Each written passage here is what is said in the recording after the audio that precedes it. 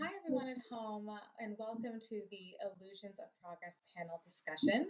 My name is Samah Ali, and I am so blessed to be your lovely moderator for this conversation. I do a lot of things and work at many different festivals, namely Hot Docs, Doc NYC, and Hot Springs Documentary International Film Festival. But most importantly, I'm the founder of Sisterhood Media, where we stream short films on our platform, Sisterhood Media TV, about identity and community by Canadian filmmakers. Before we get into this dynamic conversation, I want to recognize the land that I am streaming from, and most importantly, focus on where everybody at home is streaming from as well. So I'm joining everyone from Lenape Hoking, also known as Land of the Lenape, a people descended from the greater Algonquin Nation, whose land expands what is now known as Delaware, Pennsylvania, New Jersey, and New York. After first forced removals, wars, and treaties, the Lenape now live in different parts of what is now called New York. And it is important for myself as a second generation settler to Turtle Island and a first generation settler of Lenape Hoking to recognize and acknowledge the traditional peoples of this land. Real World Film Festival is located on the traditional territory of the Wendat, Anishinaabe, Haudenosaunee, Métis, and the Mississaugas of the Credit First Nation. But because this is an online event, I understand that my land acknowledgement may differ for you at home who are watching from different parts of the country we call Canada. I want to encourage everyone to get familiar, get aware, and get active in your local community by acknowledging where you are today and whose land you reside on. This is one of the first steps in reconciliation, and it's crucial in understanding your place in Canada as a settler here. If you need help doing this, I recommend you go onto www.native-land.ca to learn more about whose land you are on and how you can contribute to the local community and initiatives. Now, I am privileged to take us through this conversation inspired by Sin La Habana, where we will unpack some of the isms that we saw on screen in this wondrous, wonderful movie. With me today, I have writer-director Kaveh Nabatian, co-writer Pablo Herrera, and the activist and Algonquin College professor Rosie Doug Charles in the room. I'd love for everyone to kind of go around and share a little bit more about who they are, their backgrounds, and how we got to where we are today. Kaveh, I'll start with you. Okay. Well, yeah, my name is Kaveh. I wrote this movie with Pablo and I directed it. I also composed the music. It's a project I worked on for like way too many years. But I'm so happy that it's finally out there and living its life and finding its own destiny. I guess I'll leave it there for now. Pablo. Hi, my name is Pablo. I'm from Havana. I When I met Kaveh after a few days that we had met, we're walking one day down the Malecon, and I kind of told him I have this idea about a movie that I don't know if we could do it, and then here we are, talking about the film that's being made now. And I am actually a PhD student at this moment, almost finishing my PhD on social anthropology at the University of St. Andrews.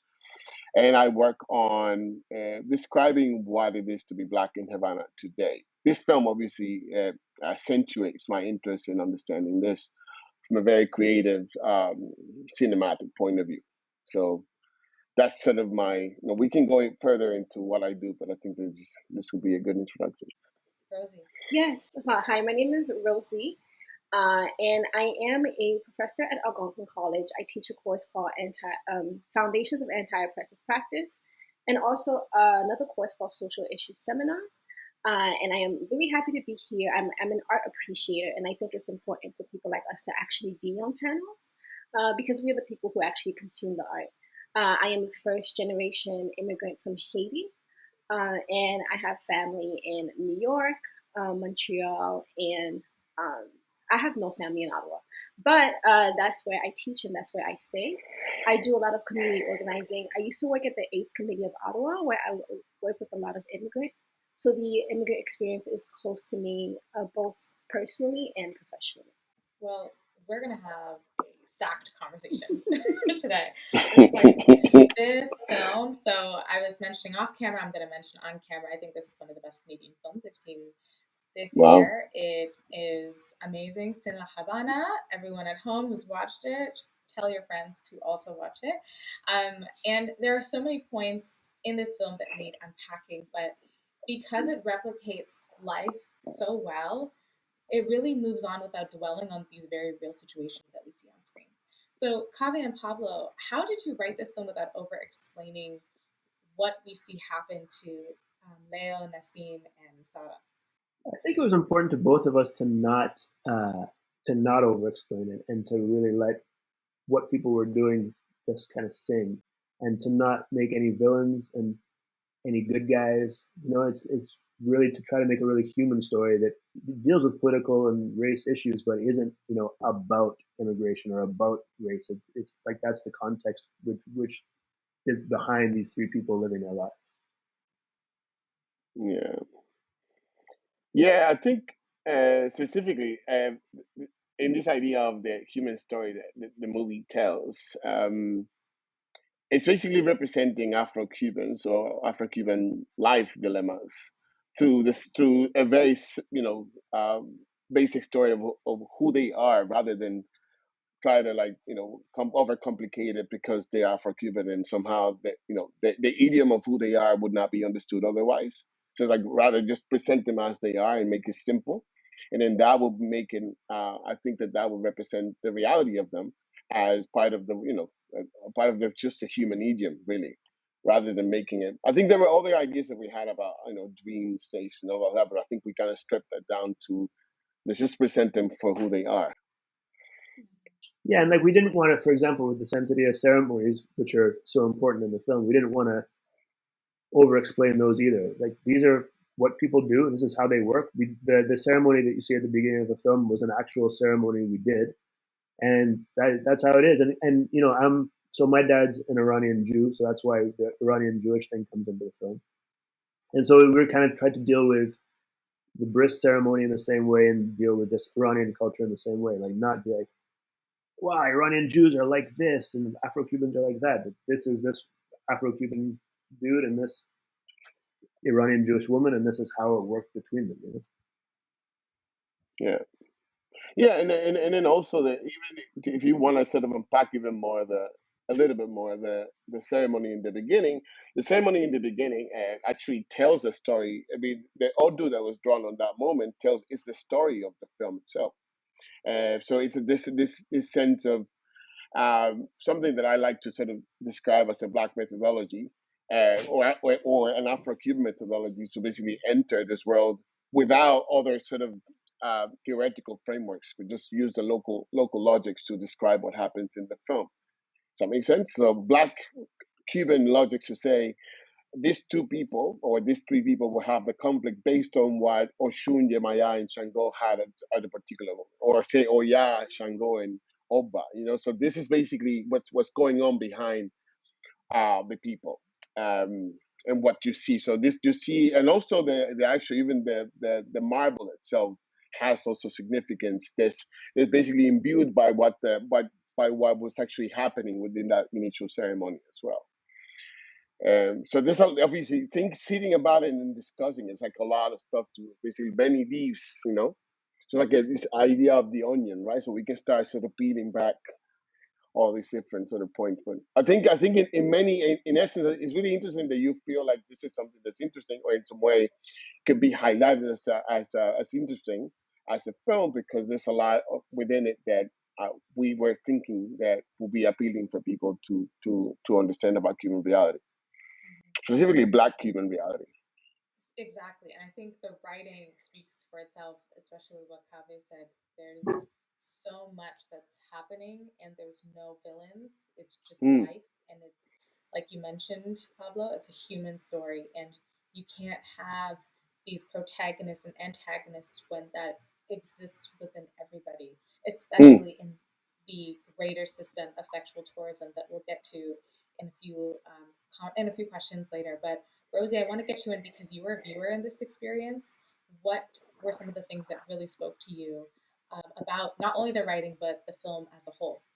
I was really like they mentioned the ceremony in the beginning of the film, and I really like my mother is a Haitian voodoo priestess. She's not with us anymore, bless her heart. But just the idea that there was really no explanation of it, there was no this is what it is, and I really appreciate that because when as we get into like these conversations about identity and who we are, I find that there's a lot of over explanation to be able to prove our humanity.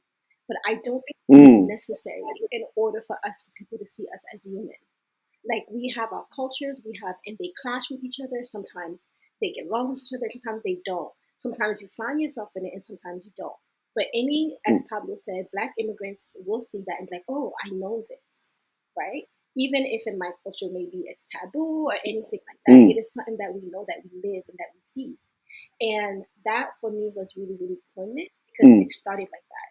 And also the character development. I love simple character development where they are complex and complete. Because a lot of times when we watch like mainstream media or anything like that, when we have character development, they are based on stereotypes. And these stereotypes are not expanded. What they are is that they are like pigeonholed into this small category.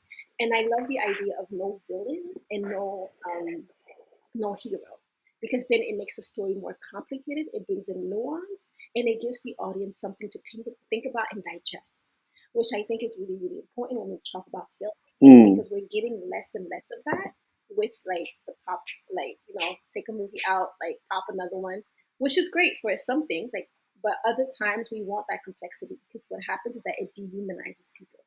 And I really appreciate the humanization of the characters Mm. throughout the film, from beginning to end.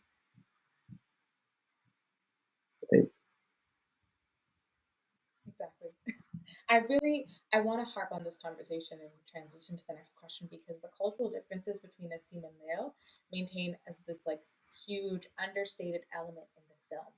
And especially as people from two different ethnic backgrounds, most films will, make them as a united, aligned front, right? You come from this culture, I come from this culture, suddenly we are here, there are no questions about our differences, right? So I really want us to kind of explore, the very specific decisions of having to show these two people who are completely different actually be in a relationship with each other, but still have those tension points of sensimedia objects being taken off the ground or being put into a glass window. Um, Kaveh Pablo, I'll give you folks the floor first. Kyle, you should go and sort of break that, and I can sort of piggyback on you after that.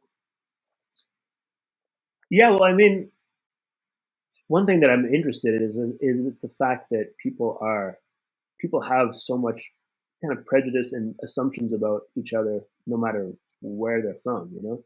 And so, Mm, growing up in Iranian culture, which is, you know, traditionally pretty racist and pretty like small-minded about certain things, and seeing how, just growing up, seeing how certain people were talked about, or the way that if you were in it, this isn't as true anymore, but if you were in Iranian Jewish culture, it was as a woman you didn't really have that much freedom, you know. And so it was interesting to me the idea of someone who would try to rebel against all that and do that, like kind of go for the thing that would make her dad the most angry. So that, I mean, that was kind of mm, my whole side of that whole thing. But then once he's there, she also wants to control the situation. You know, like he's in her space all of a sudden, and he's not like, she was going for this exotic hunk that she was going to be able to bring back and prove to herself this thing that she was looking for. And then he turns out to be really complicated, and he's got this stuff going around that she doesn't really like seeing around, and so then at a certain point, yeah, she takes the marble and like puts it into her own. Like it's kind of subsuming his culture and subsuming his soul, because in a way that marble is Leonardo's destiny. mm. Yeah, yeah. I mean, I think it's interesting because the idea that okay, let me just say, in reality, what happens in Cuba, or Havana, in many other countries, I'm sure as well, with like who meets who, right? All sorts of people meet all sorts of people. There's like there's Cuban babalaos practicing Ifa in Norway or in Sweden. who are married to, this like married this other like completely different cultures. So I live in Scotland, for example, in Edinburgh. So I mean, so me, and so what happens on the ground in places like, just like just meeting points, if you want to call them, across the diaspora, or it's incredible, and the film tries to sort of basically articulate how in these new times, I don't even know what to call this era, the flows of culture, produce these connections, these new connections in some way. Actually, they're not really new, because you obviously people be meeting around all the time, but you find people like, Nassim and Leonardo meeting and having not only common points, but actually falling in love with each other.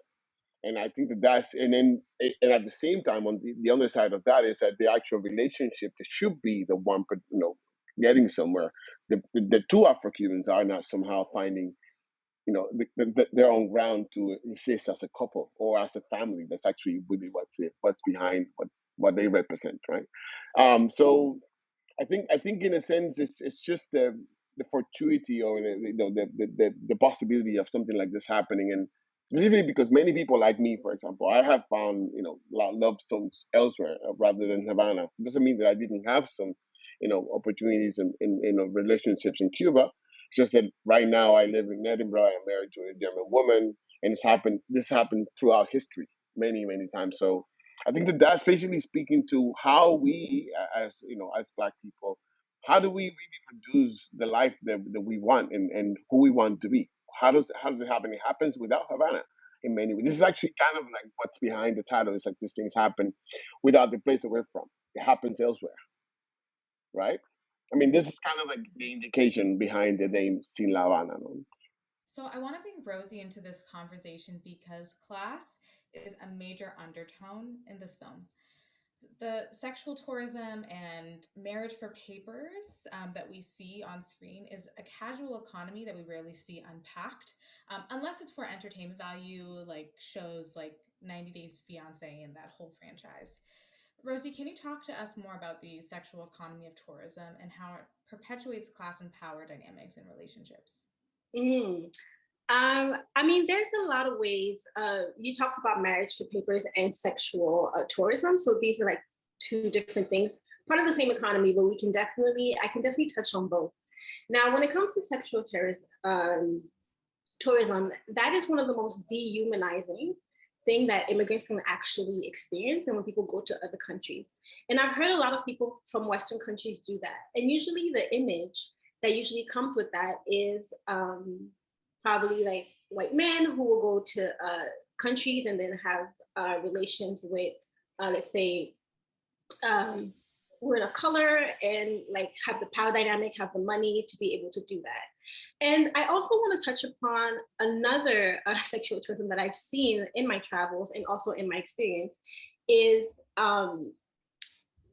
white women who will go to these other countries and do that as well. And that is something that is actually not spoken about, but it actually happens. And what happens is that it puts the people in the countries in precarious positions. Because let's say if somebody is trying to leave their home country and trying to go to another one, there are a lot of things that they're willing to do to be able to do that. And it puts people in a power dynamic that is very dangerous and just perpetual. And it's just part of imperialism, really, to do that. And it's part of like neocolonialism and the idea that the West is best, and that is also perpetuated in a lot of times when I've traveled and I've seen. And also when it comes to marriage for papers, a lot of people see it as like an easy way out for immigrants to come to these countries, but it's actually also a survival tactics, because not everybody leaves their house because they want to.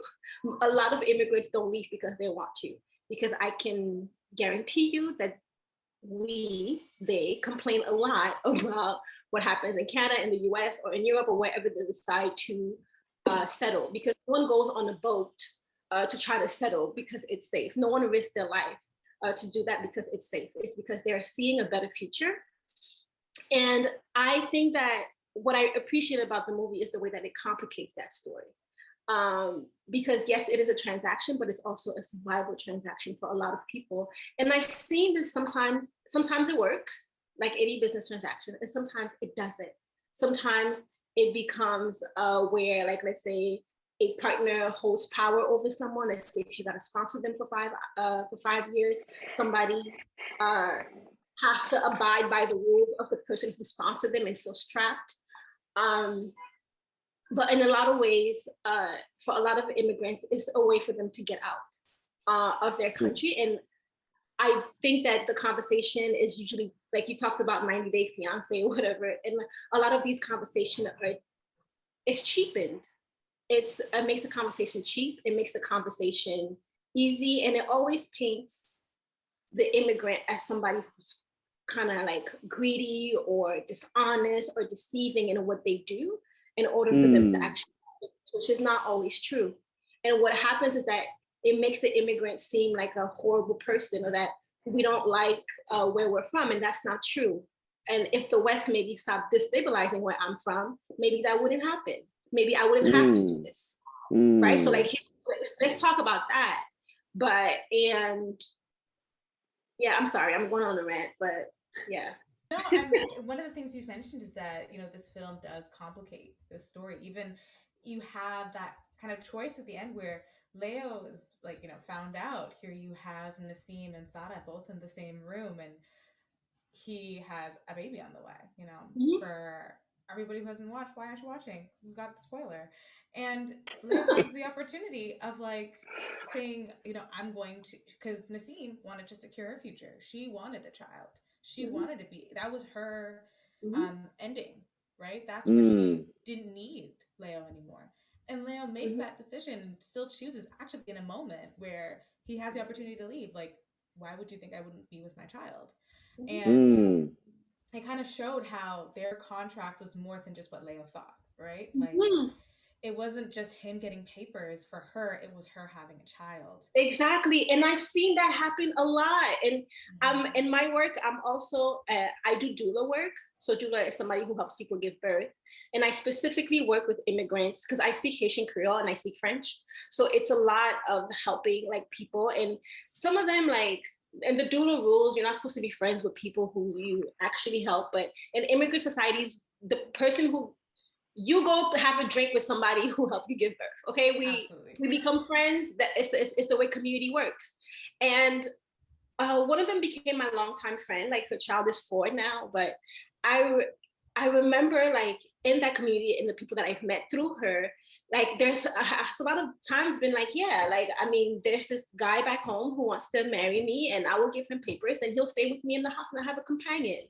And not only, but I also have a companion who understands my story, who understands that I've only been here 2 to 3 years. I will build a life, because they try to make it seem like the West try to make it seem like marriage is about love. And it is. But also marriage is about partnership and who you want to spend the rest of your life with. It's chaos out here. It's capitalism, it's chaos. So we're just trying to make sense of it, right? And the way that we make sense of it, sometimes it's like that. And like people talk, yeah. So yeah. And it's very No, continue, Rosie. I'm interrupting. Yeah. It's just it pains me because as somebody who has witnessed marriages that are quote unquote for papers, and people who have been ashamed and have to make up stories about how they met and how they got together. Because people who have cultures who have arranged marriages, they don't lie about it. They say, yeah, our marriages are arranged. Like there's a checkbox and that we need. So why can't we have that checkbox? Because it's not recognized by some government? Because it's not, no, that's the survival of our communities that we need to get. So yeah. Pablo, Kaveh, I want you in. The complications of this relationship was so important. The decisions. Kaveh, can I just jump in quick? I mean, I think something that's a theme that's there is this issue of how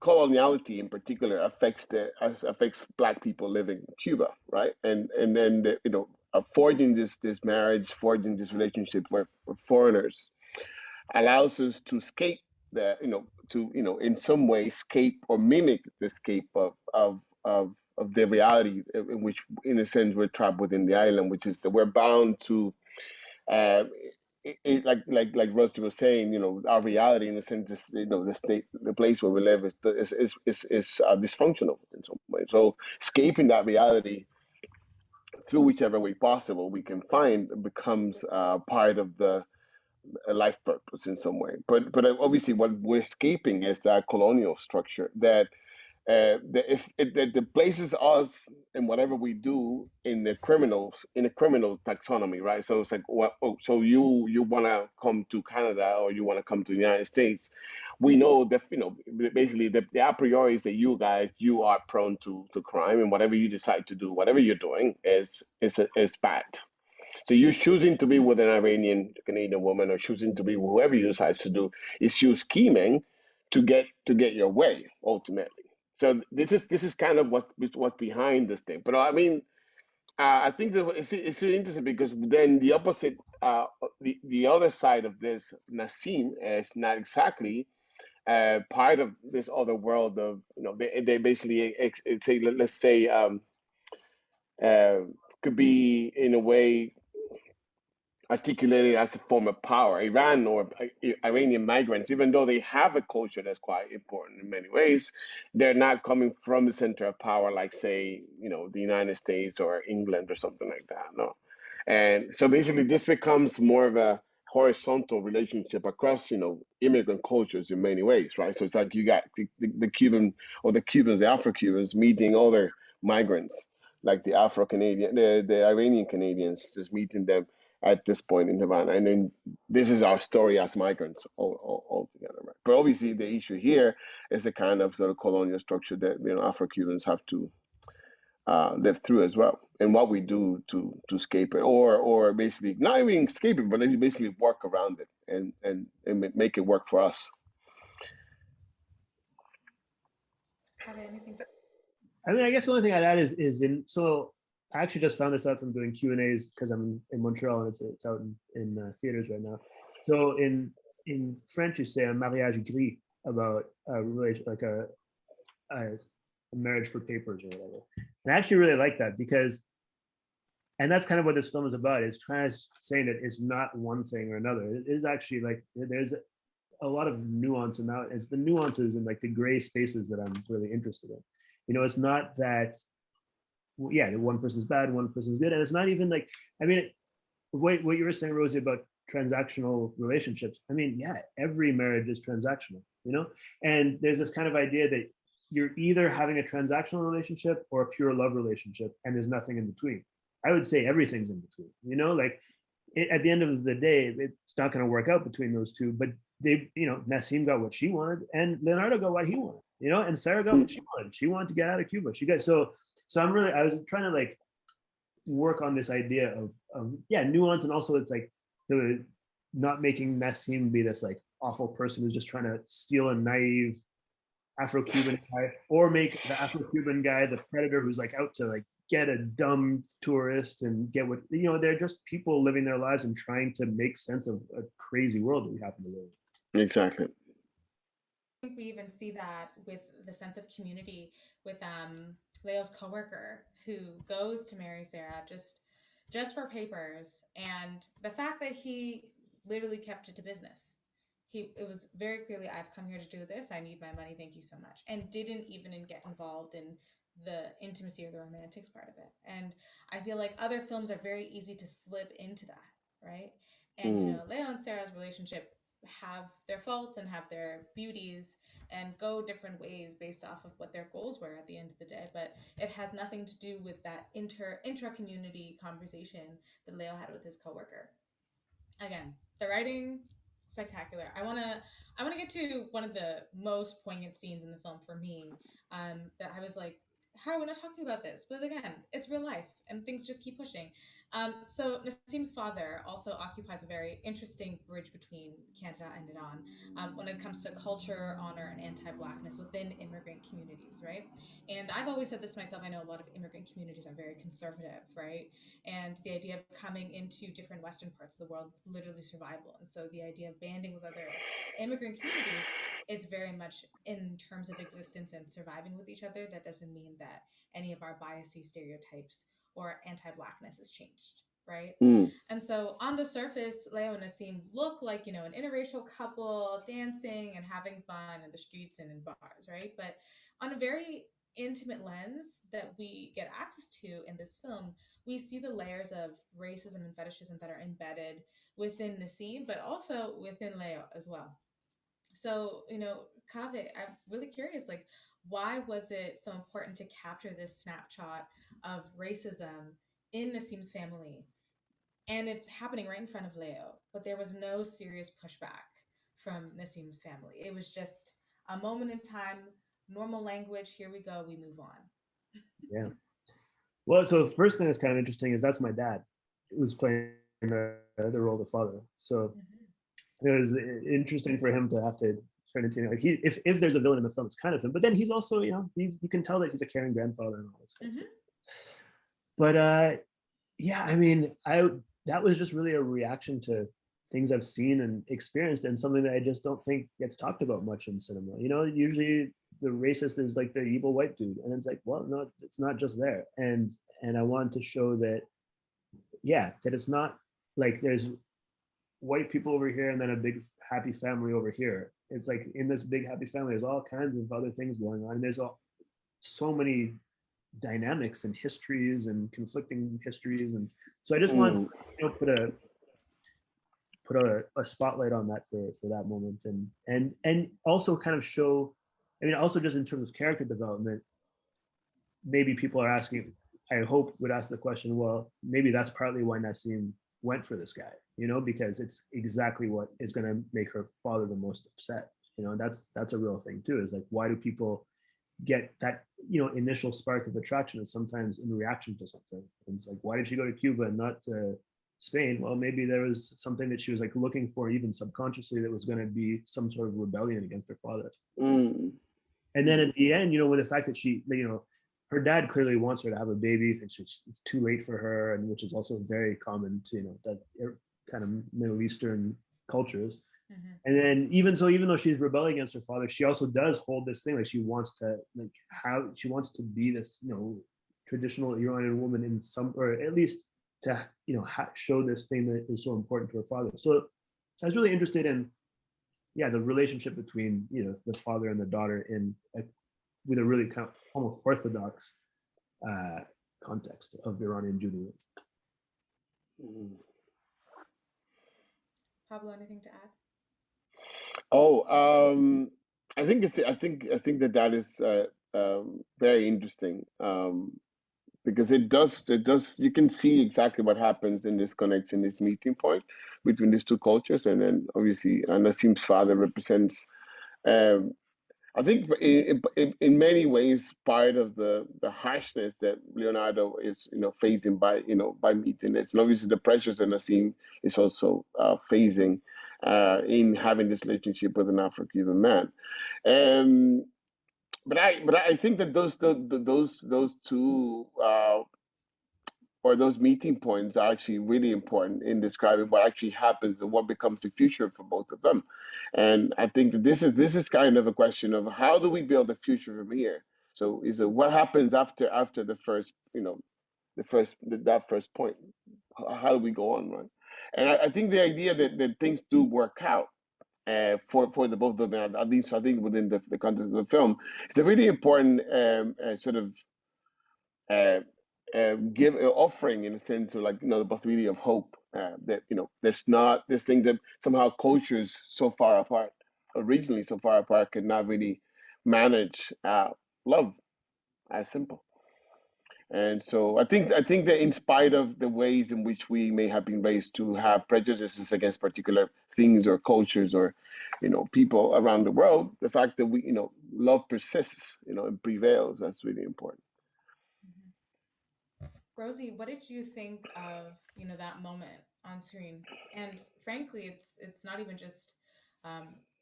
it's not even just secluded to that moment of Nassim within her family dynamic. It also is like Leo with his mother earlier on in the film, and how he's very clearly just talking about Nassim as a way to excel through class and move to a different country. And Nassim's Spanish is just nowhere close to being registering what's happening. I mean, I think that anti-blackness And this is why, like, when we talk about anti-Black racism, it is specific to talk about anti-Blackness as different than other forms of racism, because Black people see racism from everyone. Mm. Experience racism from everybody.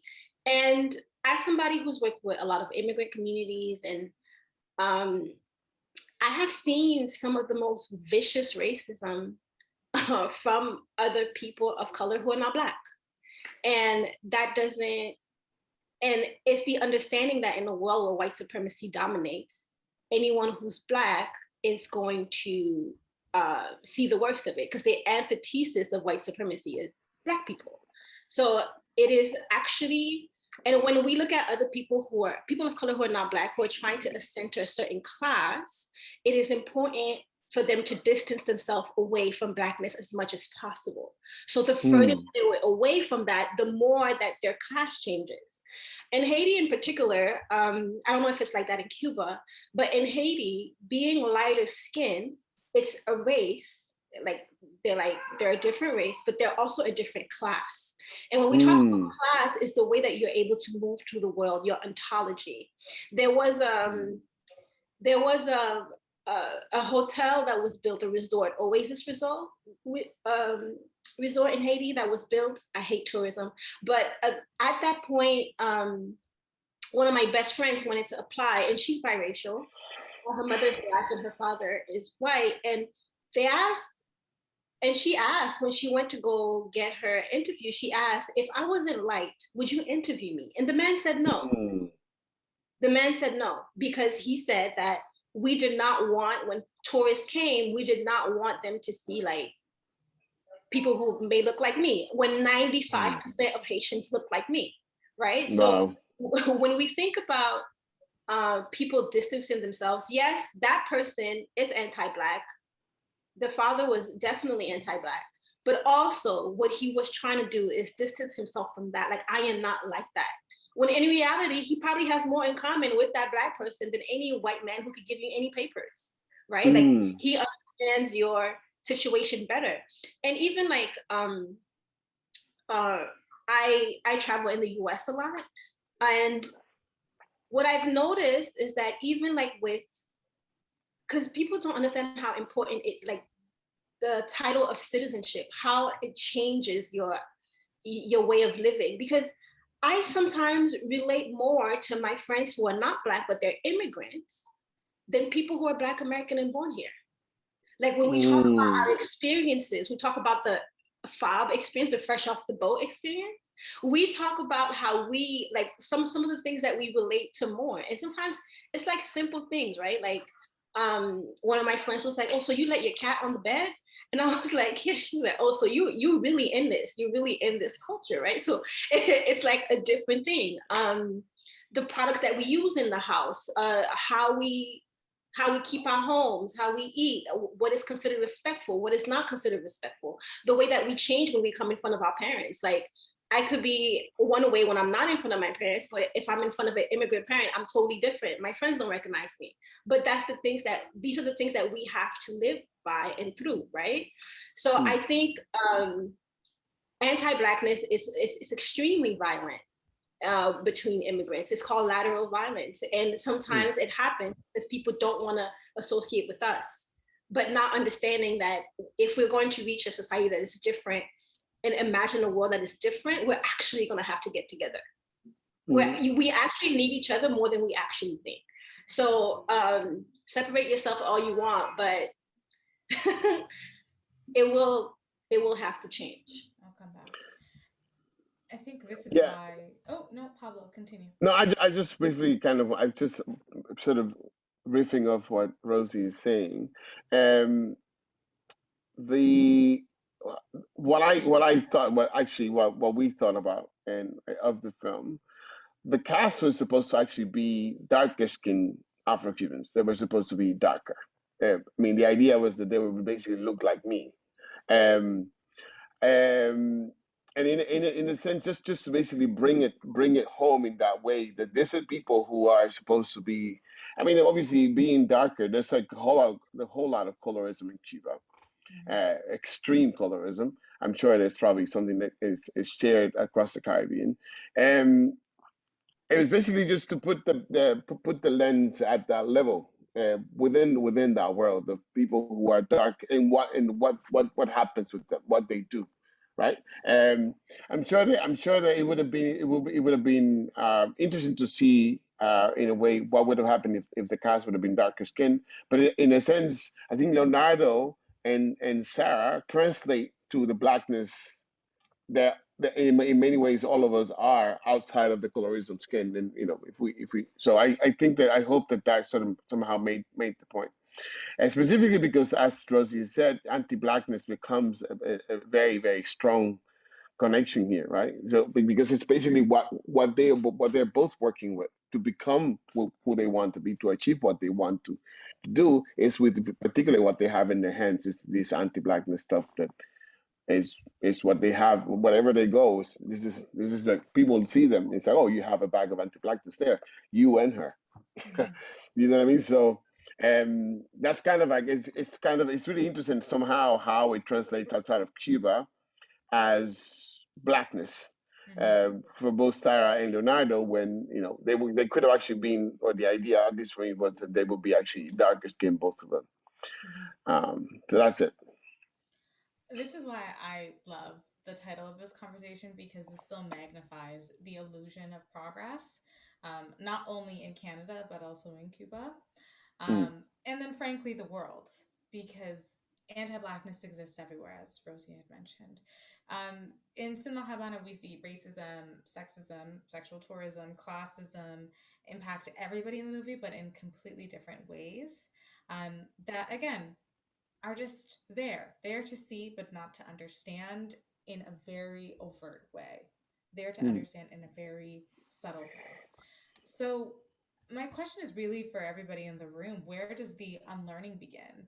And how do we call in rather than call out after watching a film like this? Because it's so understated. Rosie, I want to start with you because you're the academic. Uh, I don't know if I'm the academic, more than I am the community person. And then I got sucked into academia. But I think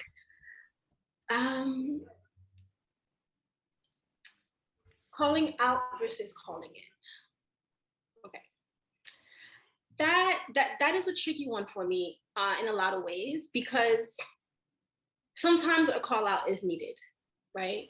But I think that the movie itself is a call in. And what the movie isn't inviting you to do is to think about things in a different way and see that there are more nuance than what you could actually get in mainstream media. And it also invites you to interrogate how you move through the world, and what does it mean to have like papers, whether it is in the US or Canada or in North America. What does it mean to hold power in that sense? And I appreciate that, because in my travels with people, yes, I study sociology. That's one thing, but I think the best way to study people is to actually be with them, and talk to them and engage with them. And from what I've noticed is that as much as people can be marginalized when they're like in Canada or in the US, but when they travel abroad, you will very well remember that they have like citizenship or anything from somewhere else, despite color, creed, or whatever. And I think it is important for people. I'm not a big fan of like calling out people all the time. I am a big fan of people self-reflecting on their own. How do they do that on their own? Because that's the actual work, right? And I think the more that we get movies like this, the more that we get productions that are honest, simple, and just portray what is actually happening, the more authentic our conversations can be, and the more that we can actually bring about tangible change. But if we have all these representations that are like sensationalized and over dramatic, and actually not really doesn't capture the essence of what's going on, nothing will actually change. So in that same vein, I think that we should look at the way that we move through the world ourselves, like as an individual, and how you can actually work with people without dehumanizing them. One way that, one way that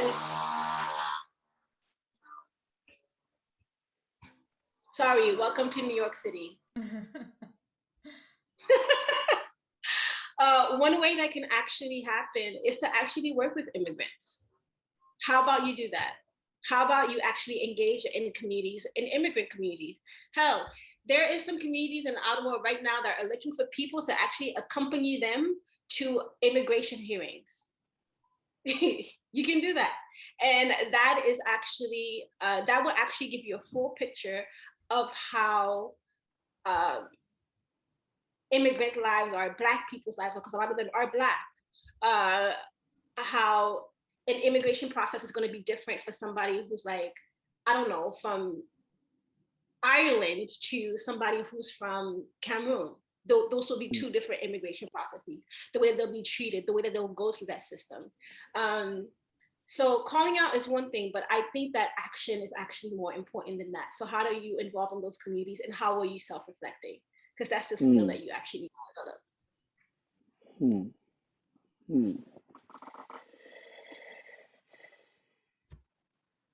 Who wants next? Can I just say I'm let me just say I don't understand what the calling in and calling out is. If you could break it down, I would love it. Yeah.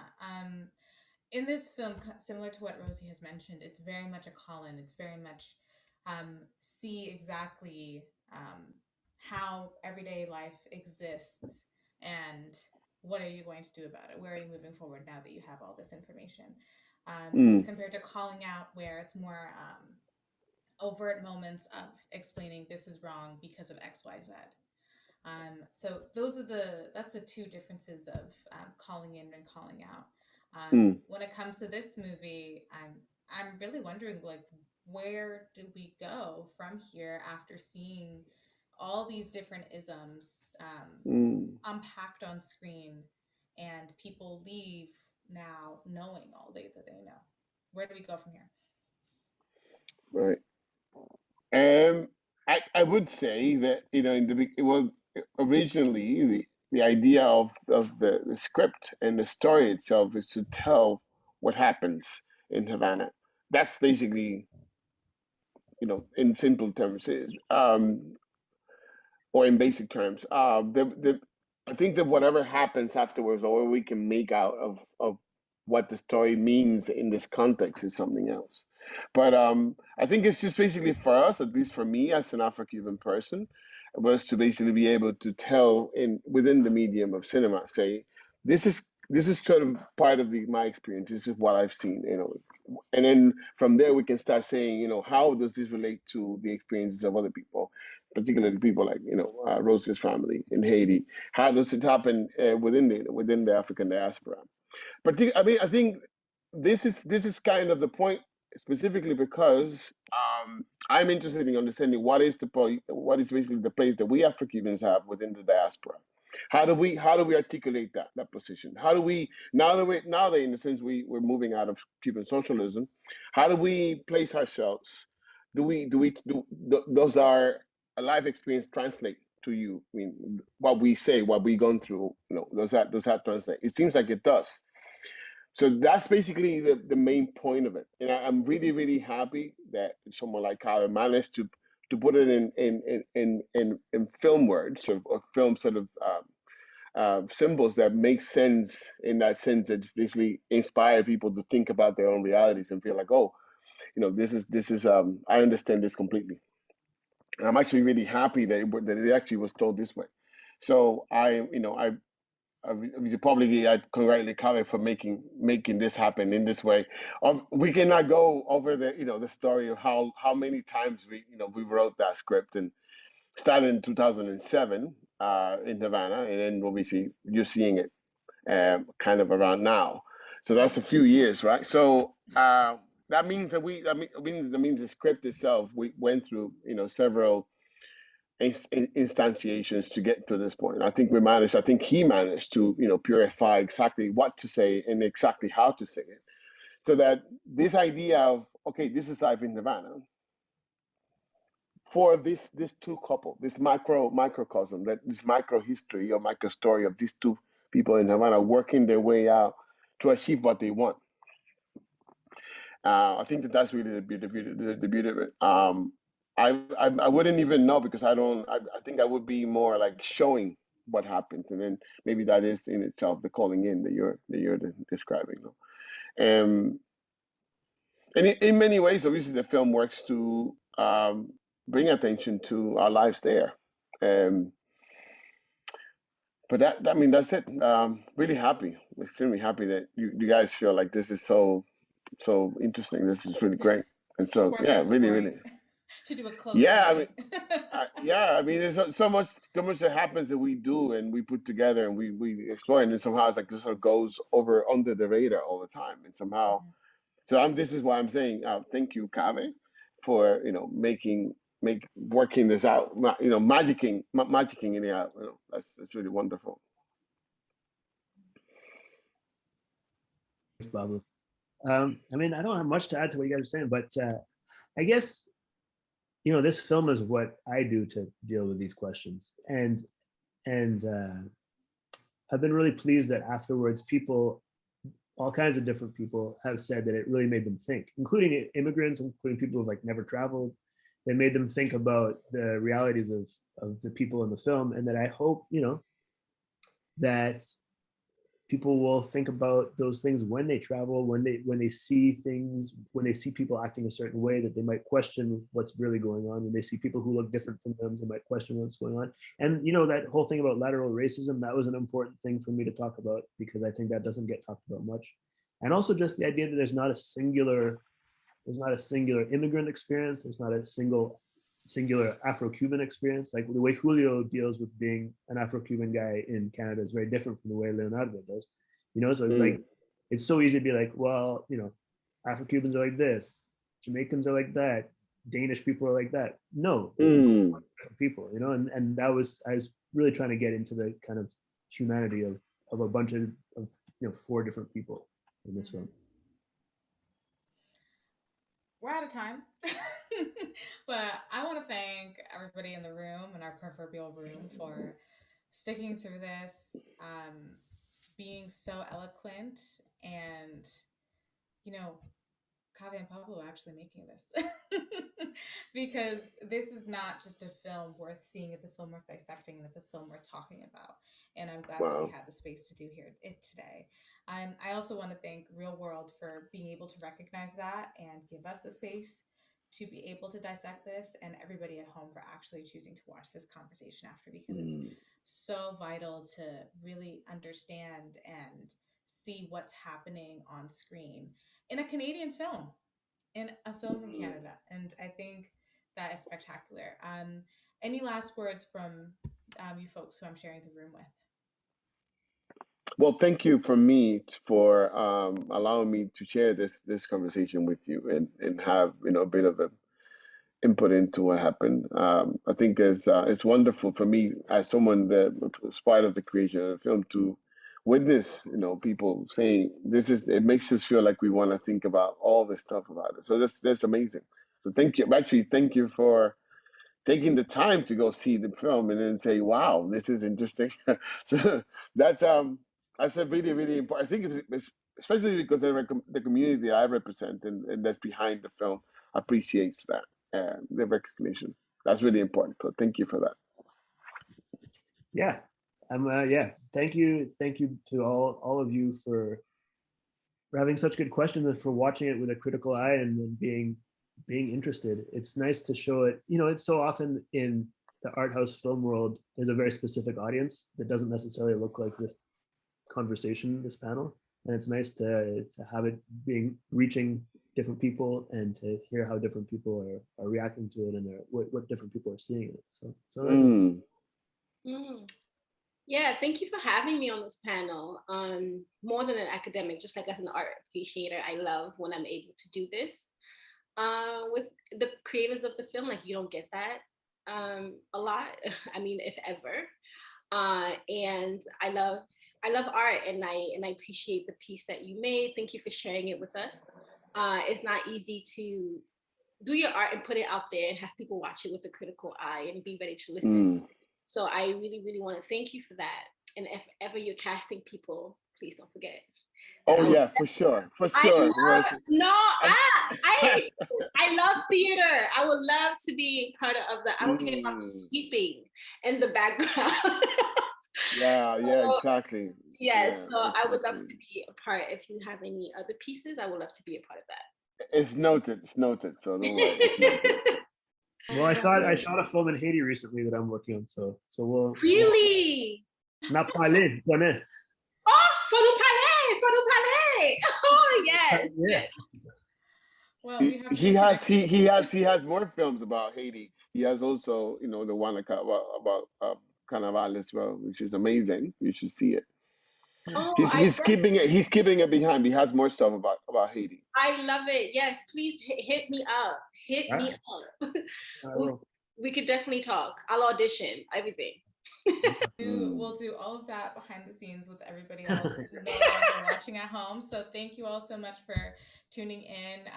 Enjoy Real World Film Festival. If you want to connect with me online, I'm at Sister Samah on Twitter. And again, thank you everybody in the room. It's been amazing. Yeah. Thank you.